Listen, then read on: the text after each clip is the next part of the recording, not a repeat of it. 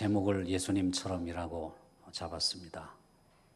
저희 교회 표어입니다.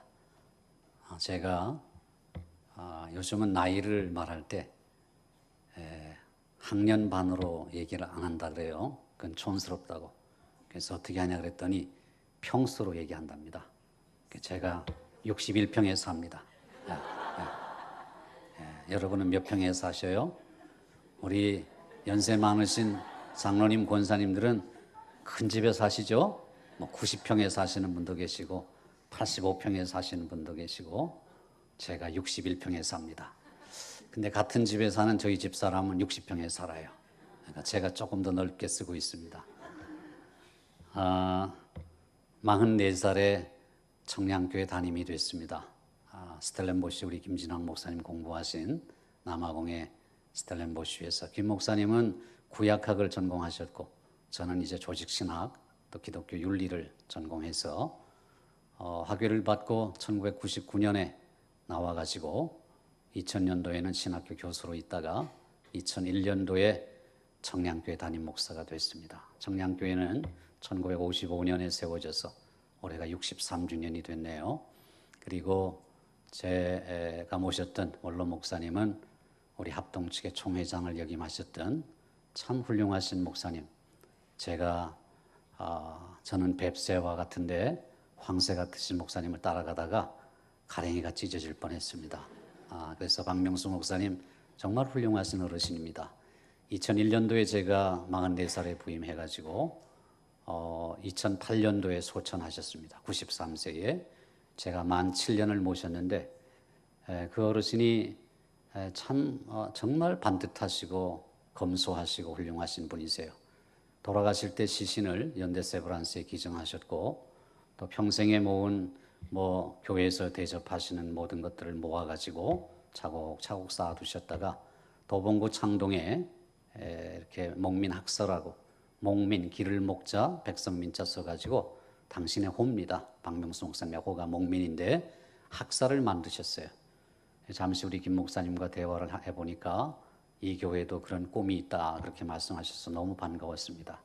창동에 다세대 주택 방이 지하 1층하고 지상 3층하고 이렇게 4층으로 되어 있는데요. 거기에 방이 한 15칸 정도 됩니다. 거기에 농어촌 목회자 자녀들을 지금 15명을 공짜로 먹여주고 재워주고 있습니다.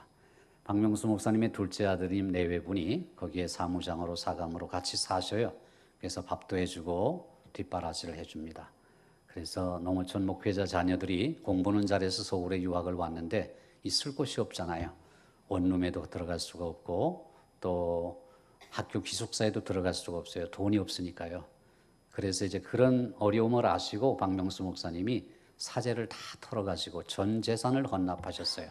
그리고 당신의 이름으로 등록하지 않고 재단 법인으로 만들어서 사회에다가 귀속시킨 겁니다.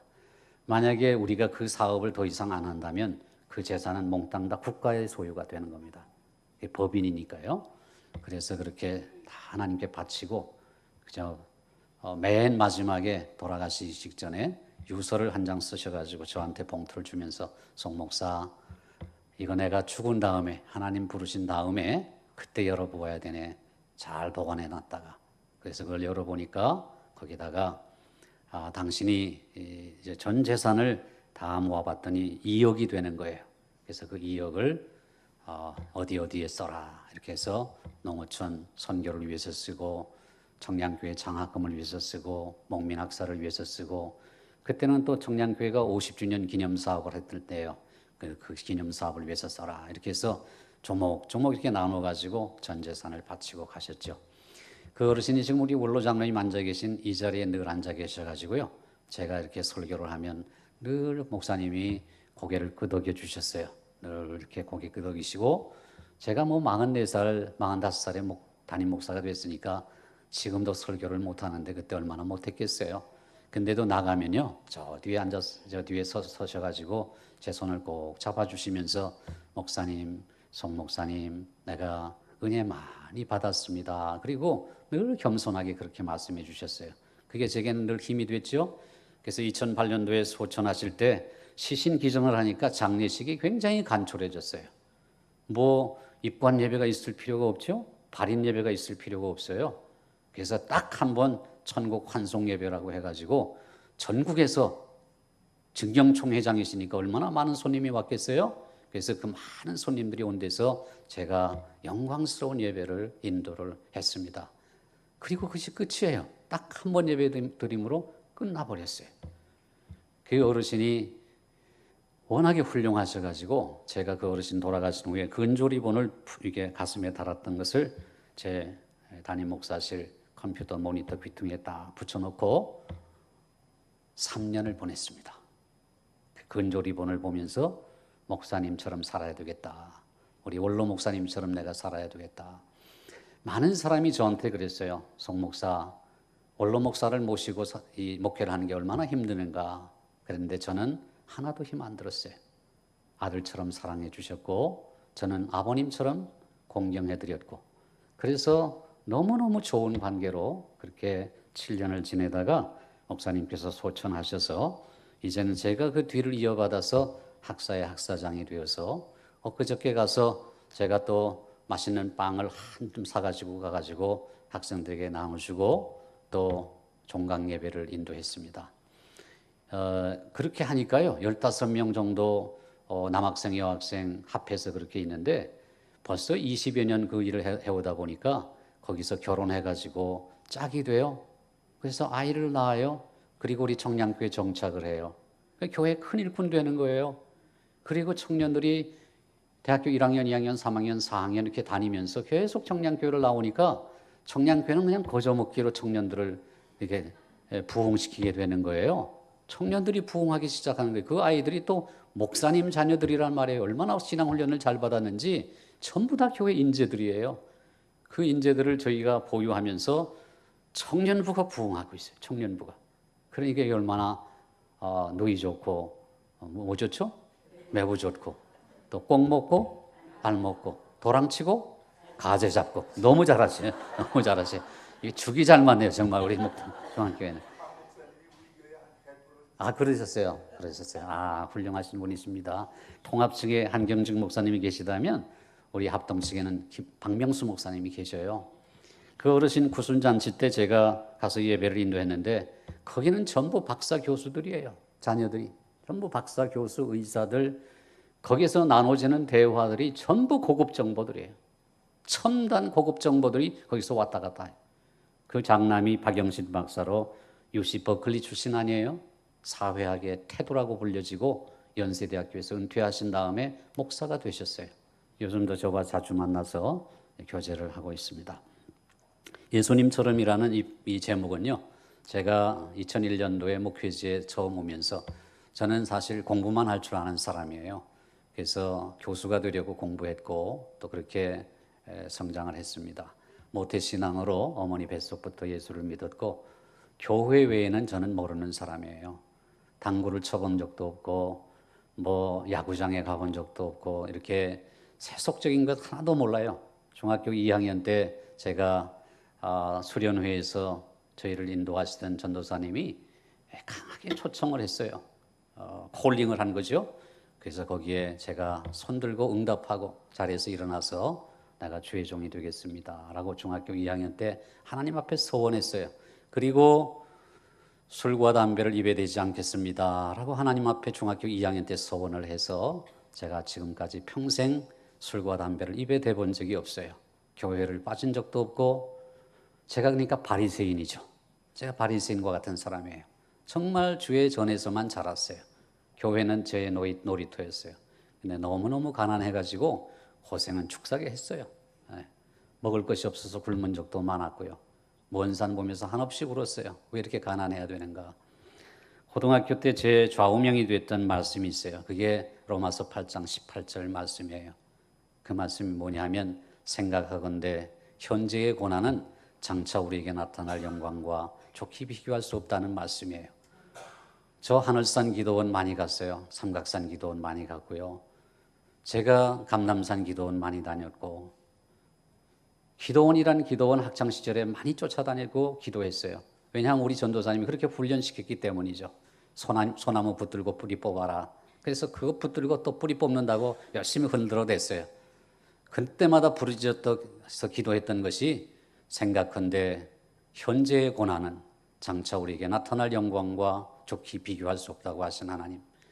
우리 아버지 고물장사였어요. 우리 어머니 간병인 식모살이 하셨어요. 얻어다 먹였어요. 그렇게 먹고 자랐어요.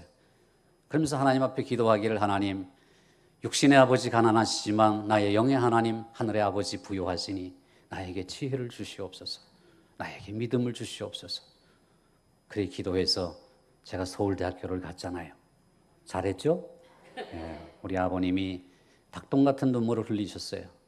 그러면서 준이나 고맙다. 내가 네게 해준 것이 없는데 장하다 우리 아들, 고맙다. 하염없이 우셨어요. 하나님 은혜로 제가 이렇게 서 있습니다. 제가 현대고등학교 영어 선생 출신이에요. 서울대에서 영문학을 전공하고 영어 선생이 됐어요. 그리고 신학을 해가지고 목사가 됐어요. 중학교 2학년 때 서원한 대로. 그래서 제가 오늘 이 자리에 섰잖아요. 그리고 성량교회 담임 목사가 됐어요. 17년 목회를 하고 있습니다. 그런데요, 제가 처음에 담임 목사로 부름받았을 때 자격이 없었어요. 저는 공부만 할 줄 알았지 아무것도 할 수 있는 게 없었어요. 신방을 해본 적이 있나요? 무슨 팔순잔치, 구순잔치에 설교를 해본 적이 있나요? 장례식을 집례해 본 적이 있나요? 아무 경험이 없는 거예요. 그런 저를 청량교회가 담임 목사로 청했어요. 두렵고 떨리는 마음으로 거절했습니다. 못 가겠다고.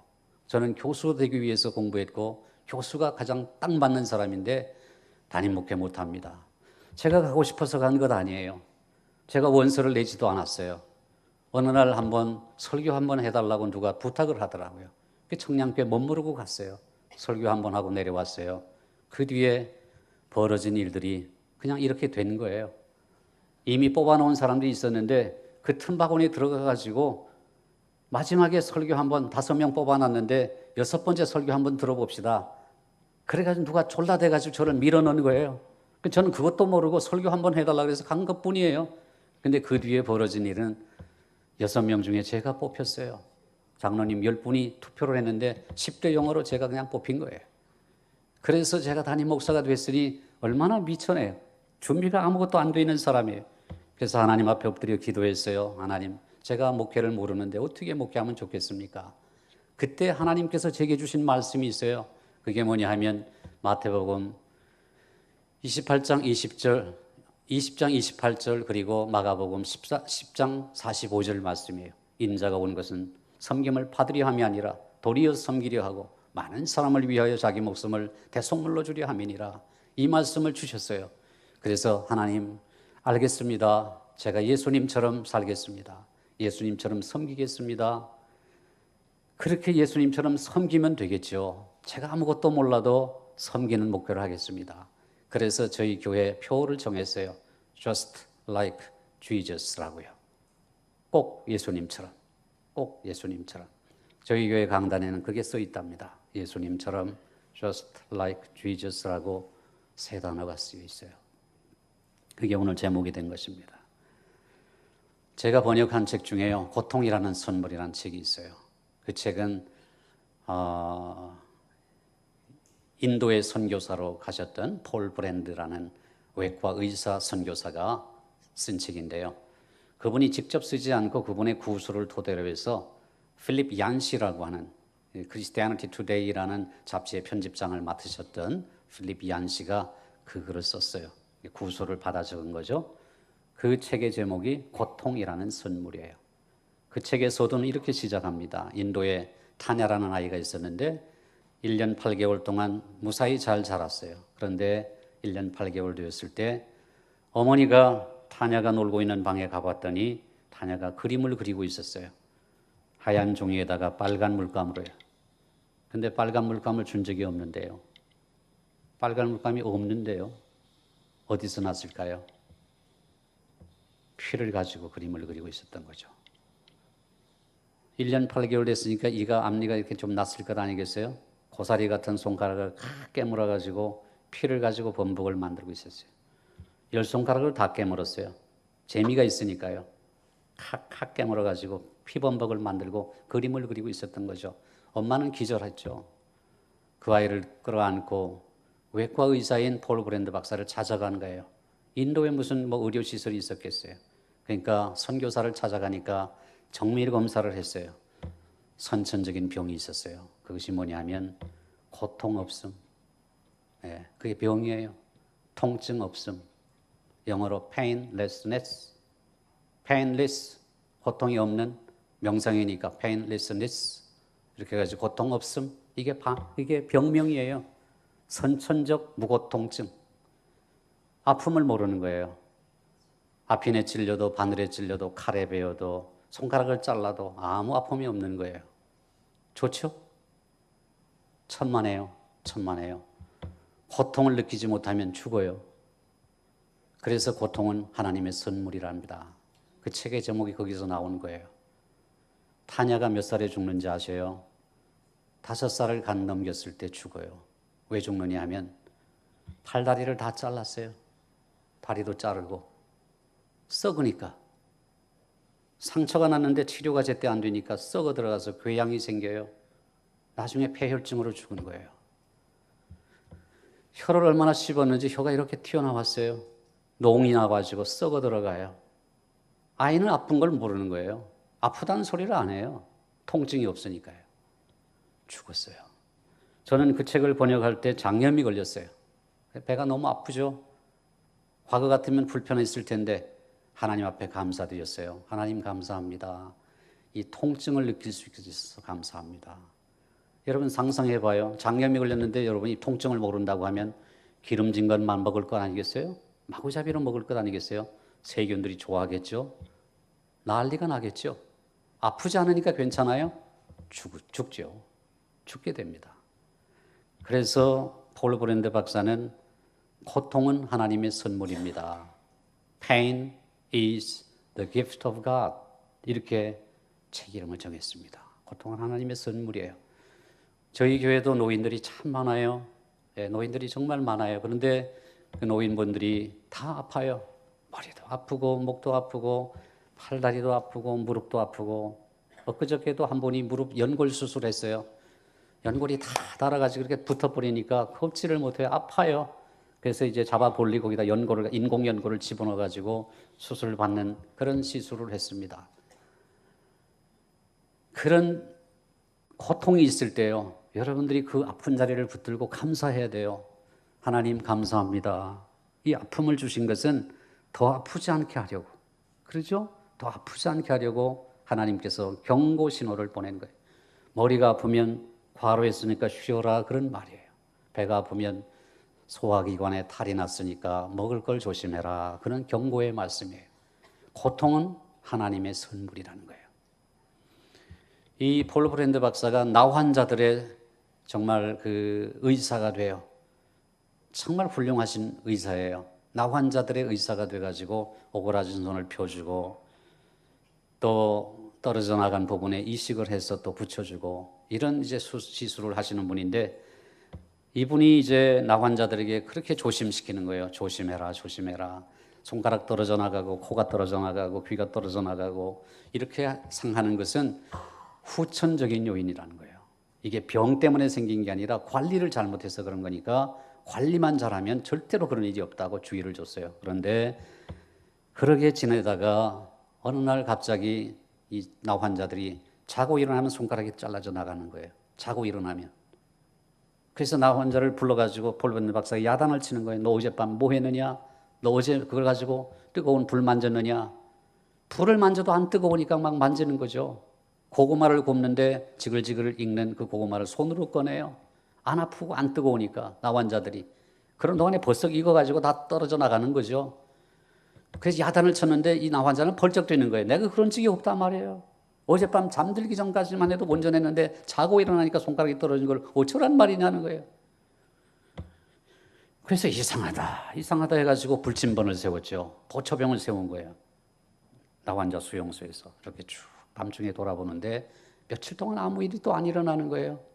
그러다가 드디어 원인을 알게 됐어요. 보초병이 이렇게 쭉 살펴보고 있는데 갑자기 밤중에요. 그 수용소 저 벽 구석에 뭐가 살금살금 기어 들어오는 거예요.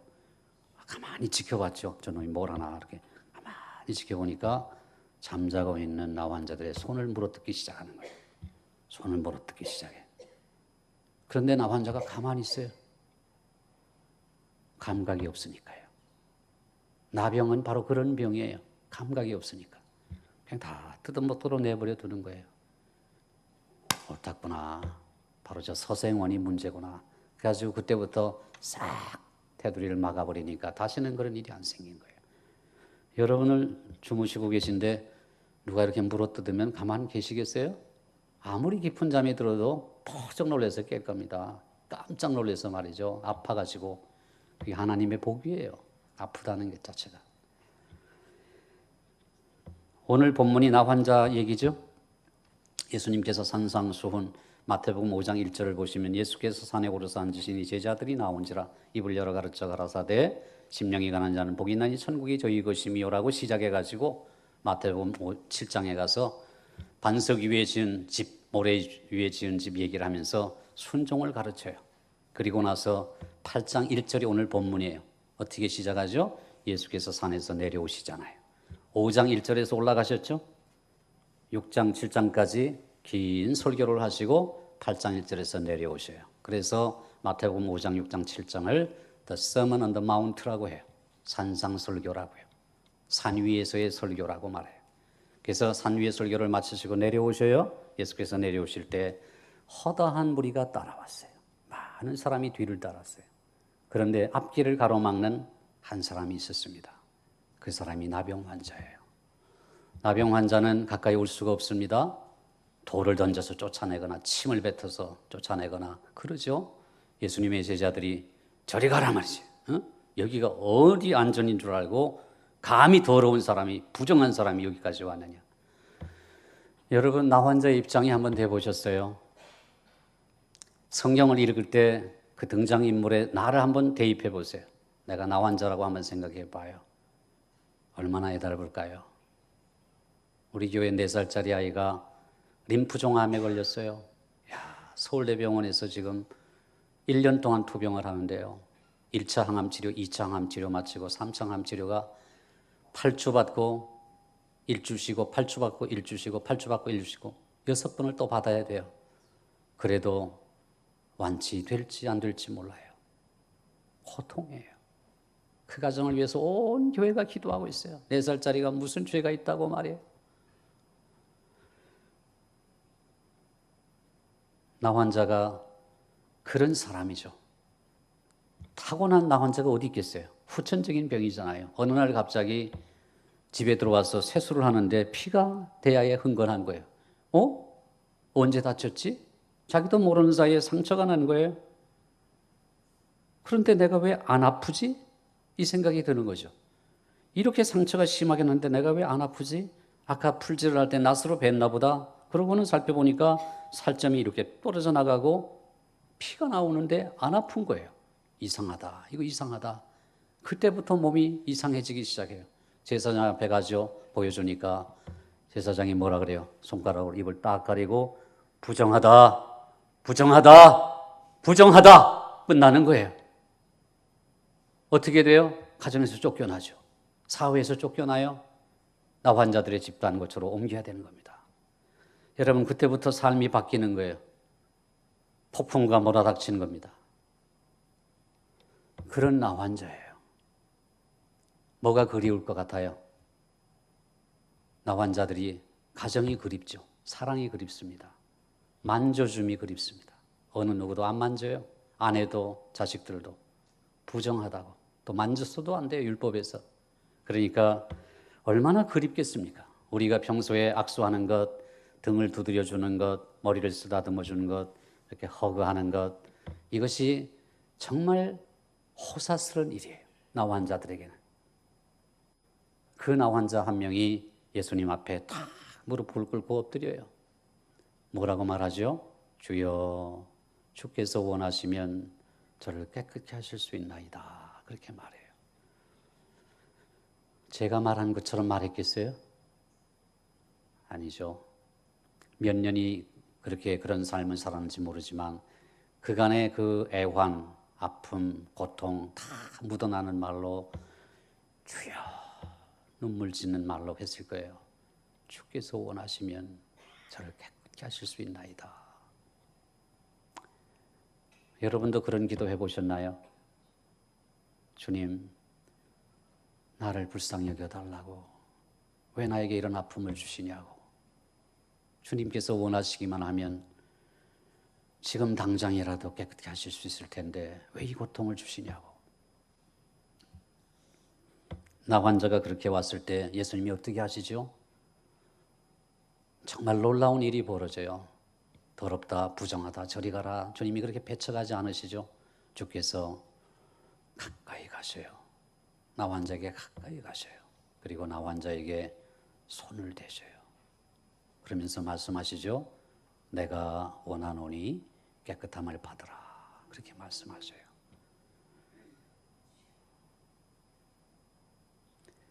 여러분, 예수님께서는 말씀으로 천지를 창조하신 하나님이시잖아요. 우리의 사지백체 오장육부 어디가 아픈지 어떻게 해야 되는지 알고 계시잖아요. 그러니까 예수님께서 천지를 창조하신 권세 있는 말씀으로 내가 원하노니 깨끗함을 받으라 라는 말씀으로 나병은 즉시 떠나갔어요. 그런데요, 또 한 가지 중요한 사실이 있어요. 나 환자의 마음의 병은 어떠죠? 나 환자의 외로움은 어떻게 되죠? 그동안 겪었던 서러움은 어떻게 되죠? 응어리지는 마음들 말이에요. 상처받은 마음들 말이에요. 근데 그 마음의 상처, 영혼의 상처는 주님의 따스한 손길, 주께서 그에게 손을 대시며, 손 대서는 안 되잖아요. 율법에 의하면 더럽잖아요. 부정하잖아요. 근데 손을 대시죠? 예수께서 그에게 손을 대시며 이르시되, 예수님은요 부정한 사람에게 손을 대셨어요. 그 나 환자가 얼마나 좋았을까요? 그리웠잖아요. 누가 만져주기를. 어느 누구도 가까이 하지 않고요, 어느 누구도 손을 대지 않고 더럽다고 배척했잖아요. 근데 예수님께서 손을 대시잖아요. 여러분, 목동중앙교회가 또 제가 섬기는 청량교회가 좋은 교회 되는 방법은요, 이렇게 예수님처럼 어느 누구도 관심을 갖지 않는 사람들에게 손을 내미는 거예요. 손을 내미는 거예요. 우리 123 여전도회 회원들이 해야 할 일이 그 일이에요. 제가 듣기로 5060 세대라고 들었는데요. 여러분들이 하실 일, 대부분 권사님들이 거기에 소속돼 있을 겁니다. 권사의 권자가 권할 권자고요, 사자는 스승사자예요. 예전에는 선비사자를 쓰기도 했는데 헌법적으로 스승사자가 맞다고 공인됐습니다. 그러면 권사님들이 해야 할 일은 권하는 스승이 돼야 되는 거예요. 권면하고 권고하고 이렇게 돌보는 일에 스승이 되는 거예요. 그게 권사예요. 여러분, 교회 안에는요 이렇게 그런 분들이 있어요. 만져줘야 할 분들, 위로받아야 할 분들이 많아요. 저희 교회가 이렇게 3, 4층 이렇게 돼서 3층과 4층이 여기처럼 이렇게 본당이에요. 한 900석 정도 돼요. 그런데 3층까지 옛날 건물이라 엘리베이터가 없어요. 근데 다행히 옛날에 지었음에도 불구하고 이렇게 휠체어가 3층까지 쭉 올라올 수 있는 길이 있어요. 루프가 있어요. 이렇게 올라와요. 그래서 우리 교회가 장애인들이 많이 모여요. 이 교회 저 교회 가봐도 턱이 있어가지고 못 가는데, 청량교회 가보니까 장애인 화장실도 있죠. 장애인이 움직일 수 있는 도로가 따로 있는 거예요. 3층까지. 장애인들이 모여들기 시작해요. 그 장애인들은 만져줌이 필요해요.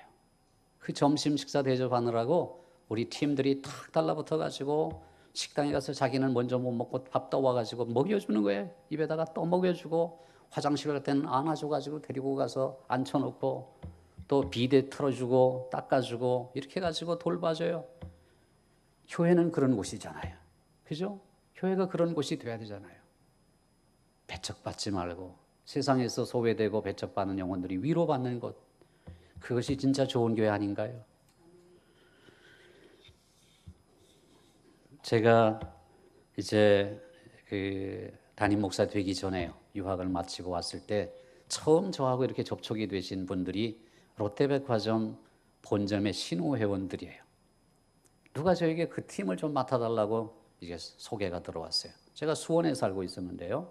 그때는 교수 생활도 안 하고 또 목회도 아직 시작하기 전에 유학 마치고 갓 들어왔을 때예요. 그래서 좋다고 내가 가겠다고 해가지고 수원에서 을지로 일가 그 본점까지 다니느라고 얼마나 힘들었는지 몰라요. 그런데 주일날 몇 시에 예배를 드리냐면 8시에 예배를 드려요. 저녁 8시에. 여러분들 얼마나 좋아요. 행복하잖아요. 백화점 직원들 오늘 일해야 되죠. 8시에 예배를 드려요. 목사님 피곤하시지만 목사님 저녁에 와주세요. 저희들 기다리고 있습니다. 그래서 제가 가니까요. 롯데백화점 거기 14층에 가면 직원 식당이 있는데 이보다 더 넓어요. 여러분 본당보다 더 커요. 큰 식당이 있어요. 거기에 신우회원들이 유니폼도 못 갈아입고 와서 앉아 있어요.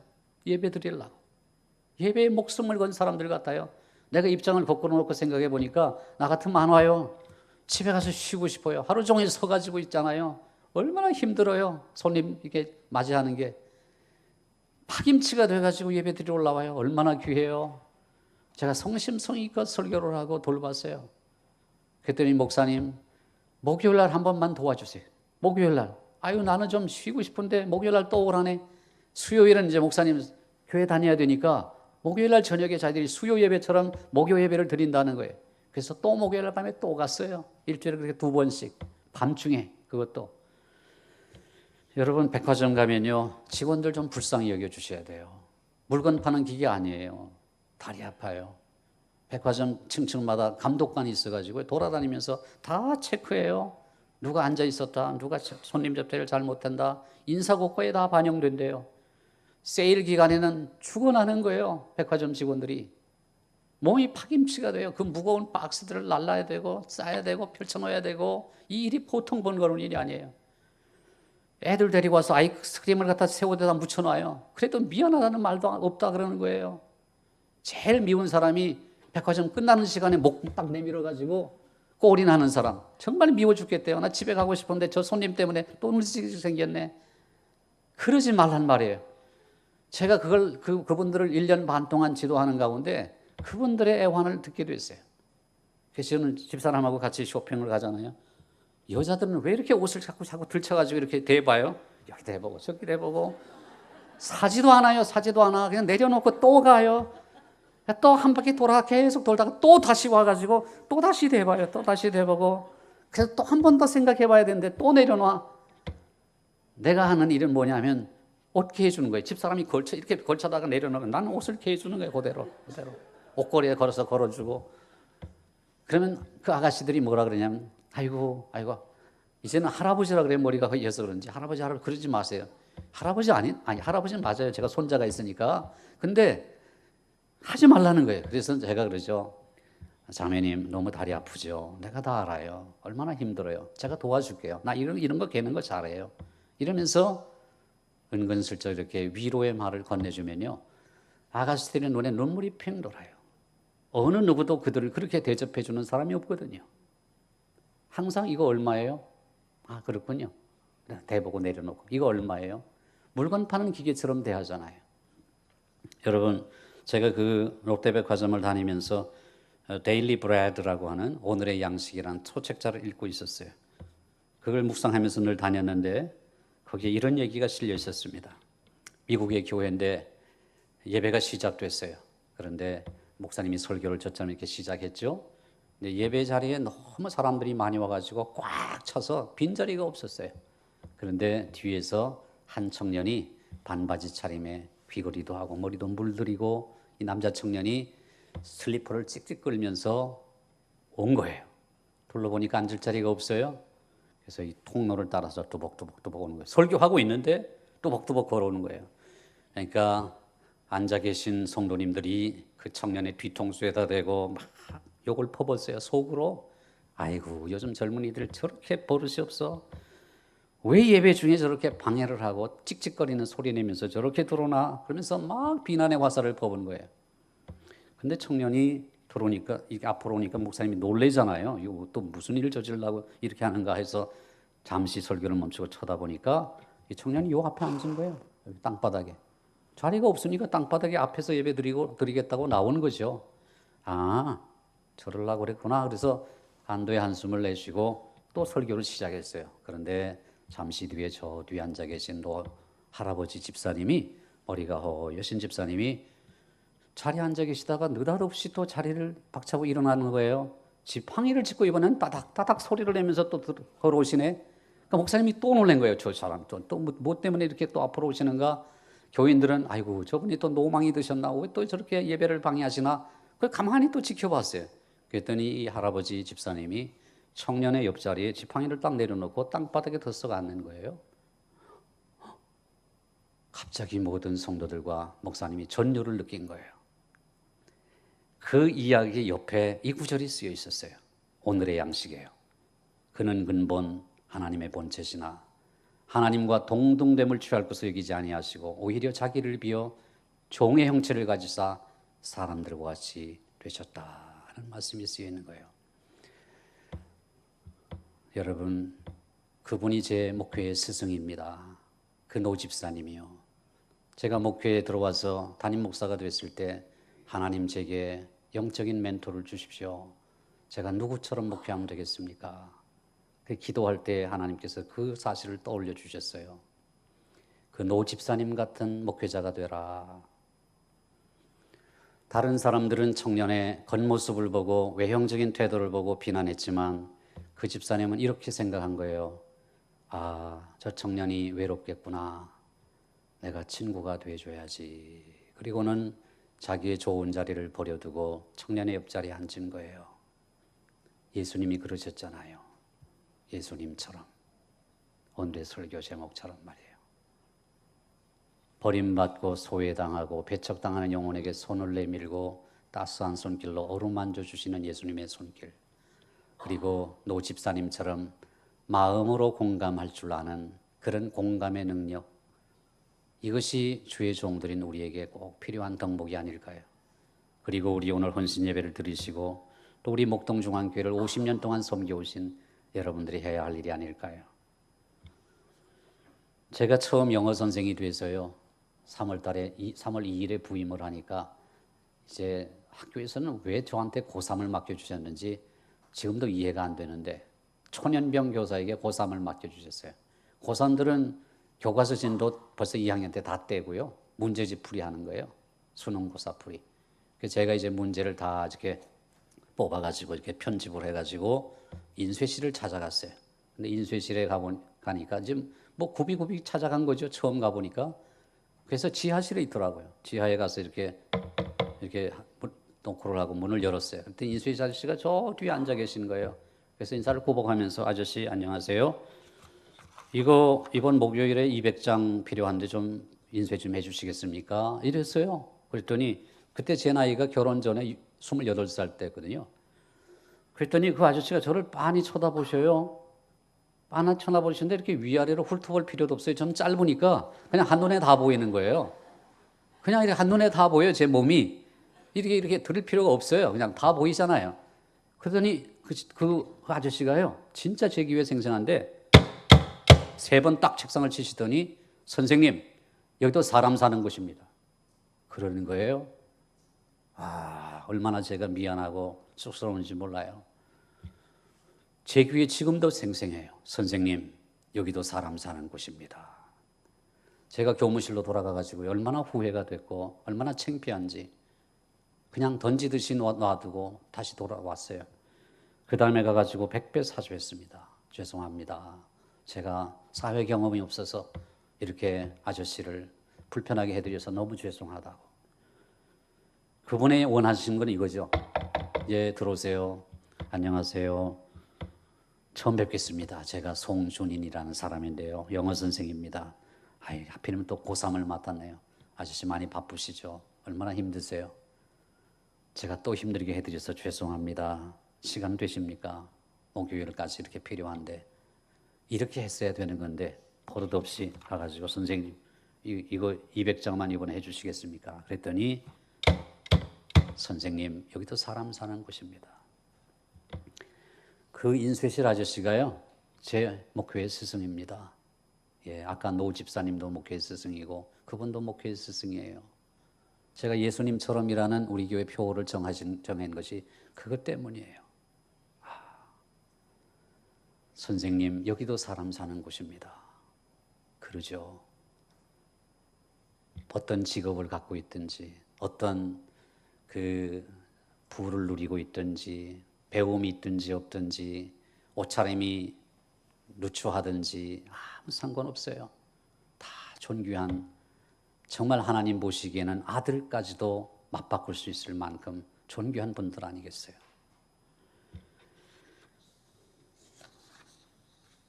어느 자그마한 골동품 상점에 한 남자가 두리번거리며 들어왔습니다.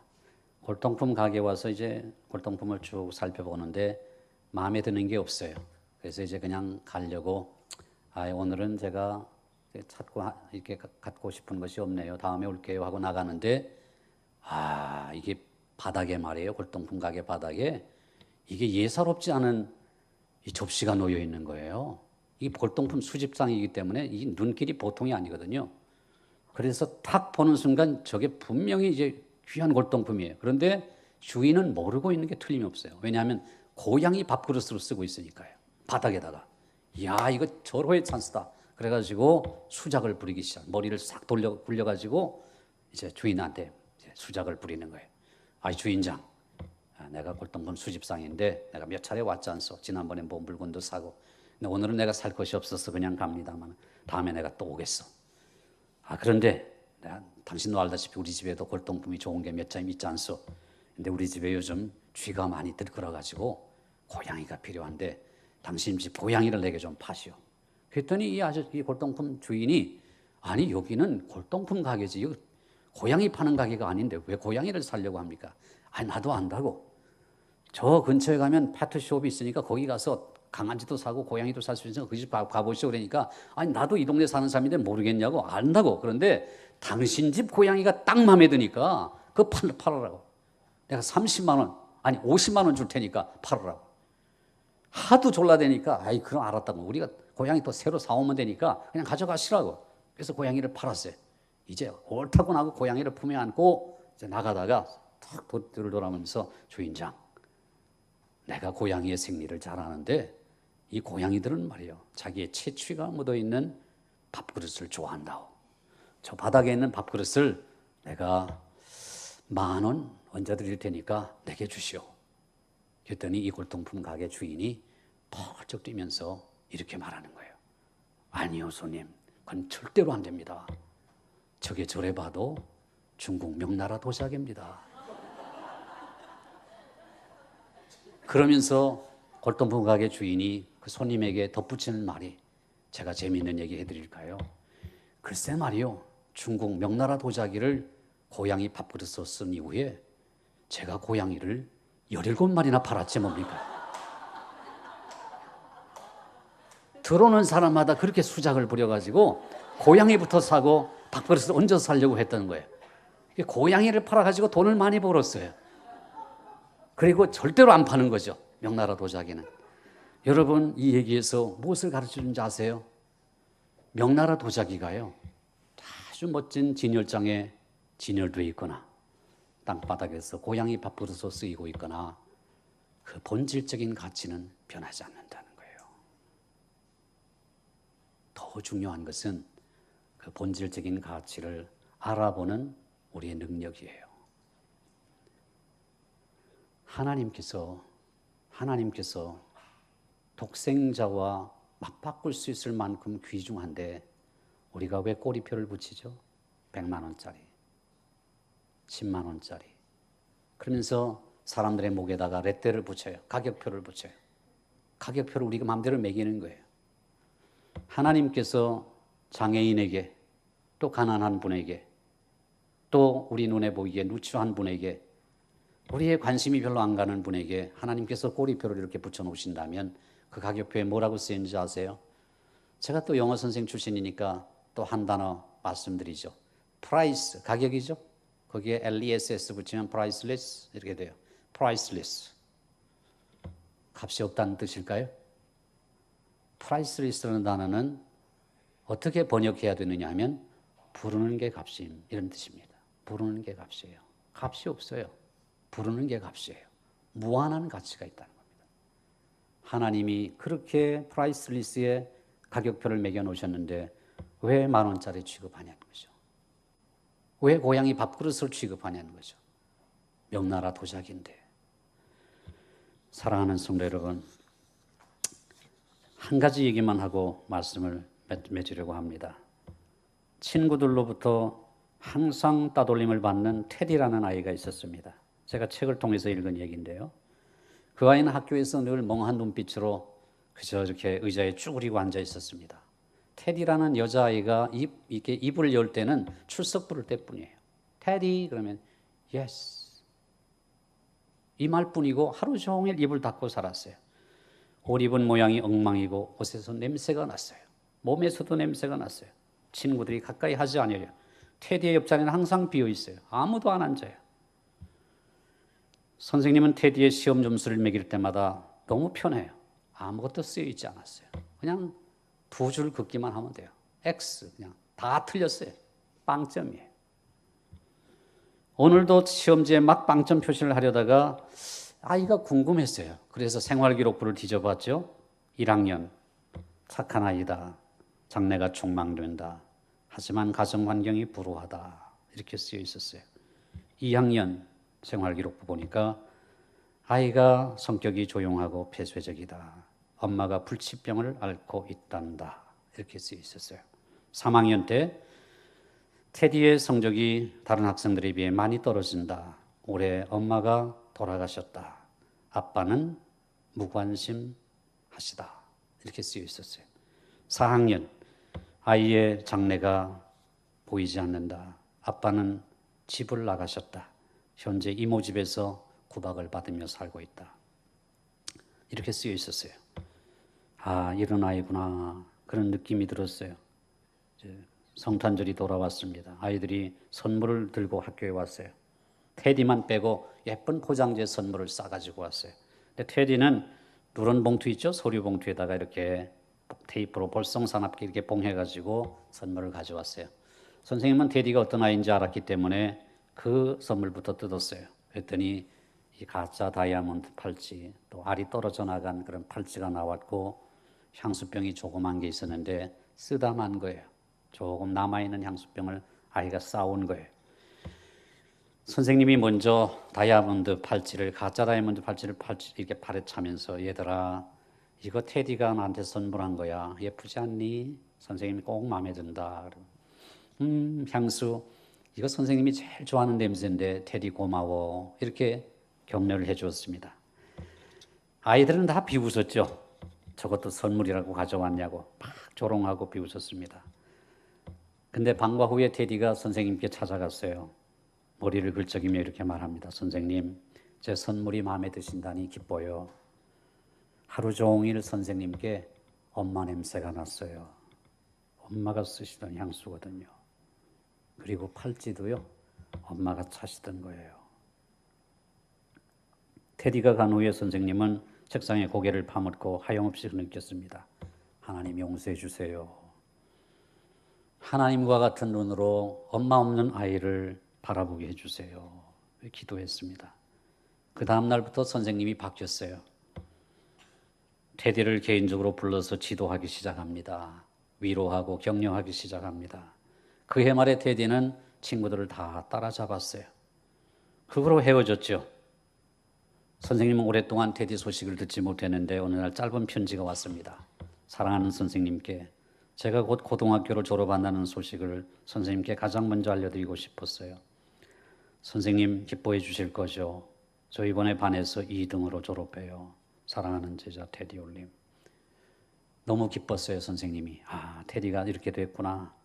4년 뒤에 다시 편지가 왔어요. 사랑하는 선생님께 선생님 기뻐해 주실 거죠? 저 이번에 과에서 1등으로 졸업해요. 그런데 이 소식을 선생님께 가장 먼저 알려드리고 싶었어요. 대학 생활이 쉽지만 않았지만 그래도 좋았어요. 사랑하는 제자 테디 올림.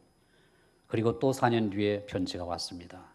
사랑하는 선생님께 제가 의사가 되었다는 사실을 선생님께 가장 먼저 알려드리고 싶었어요.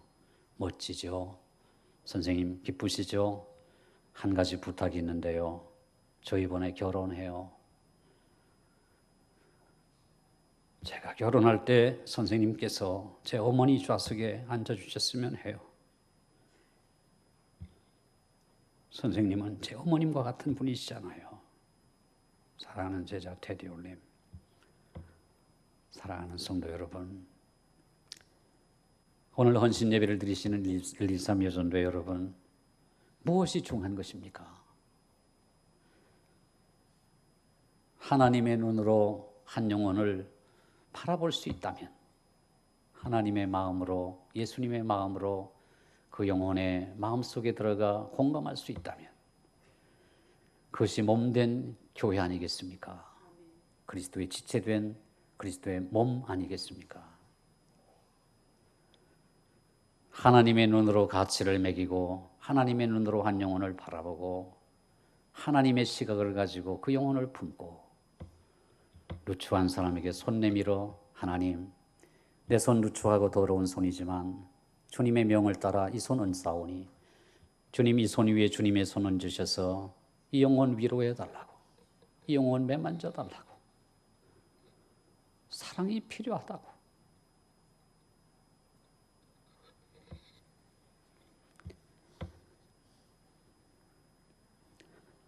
사랑하는 성도 여러분, 오늘 주신 말씀을 붙들고 세 가지 기도 제목을 함께 나누면 좋겠습니다. 우리가 나 환자 아닙니까? 그렇죠. 우리가 나 환자 아닙니까? 우리가 부정한 자입니다. 우리가 연약한 자예요. 주님의 도움이 없으면 한시도 살 수 없어요. 주님, 나를, 부정한 나를 주님의 보혈로 깨끗하게 씻어주시고, 우리 목동중앙교회가 정말로 세상이 불결하다고 하고 세상이 외면하고 배척하는 그런 한 영혼 한 영혼을 정말 존귀하고 보배롭게 여겨서 그들에 다가가 손 내밀고 어루만져주고 위로해주고 격려해주는 그런 교회가 되게 하여 주시옵소서. 이제는 주님, 제가 선교지로 나가겠습니다. 선교의 사명을 가지고 동네방네 나가겠습니다. 저들에게 나의 누추한 손 얹어 위로의 손길 되기를 원하오니 주님의 거룩한 손 내 손 위에 얹으셔서 나를 통해 주님의 위로가 전달되고 주님의 은혜가 전달되는 은혜와 축복의 통로 되게 하여 주시옵소서. 우리 함께 통성으로 이와 같은 제목으로 기도하시겠습니다.